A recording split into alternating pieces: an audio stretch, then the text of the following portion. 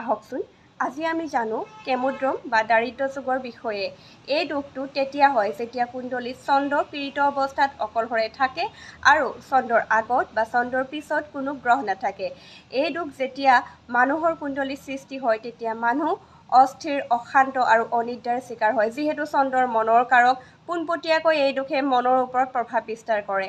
গতিকে মানুহ সৰু সৰু কথাতে অধিক চিন্তিত হৈ পৰে, অতি সোনকালে একাকিত্ব অথবা নিসংগতাত ভোগে, হতাশাত ভোগে, অনিদ্ৰাত ভোগে আৰু এই দুখ যদি অধিক পীড়িত হৈ পৰে তেতিয়া মানুহ নিচাৰ প্ৰতি আসক্ত হৈ পৰে, যিকোনো বেয়া সংগৰ প্ৰতি আসক্ত হৈ পৰে।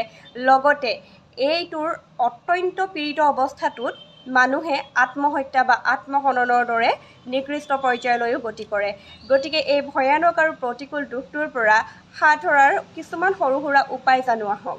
প্ৰথম কথা, সোমবাৰৰ দিনাখন নিৰামিষ খাব লাগে। দ্বিতীয়তে, ভগৱান শিৱ শংকৰক বা শিৱ বাবাক পূজা কৰিব লাগে।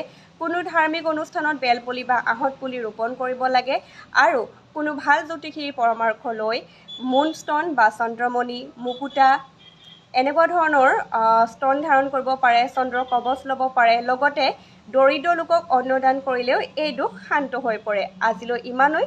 আগলৈ আমি অন্য বিষয়ে জানিবলৈ চেষ্টা কৰিম। ধন্যবাদ।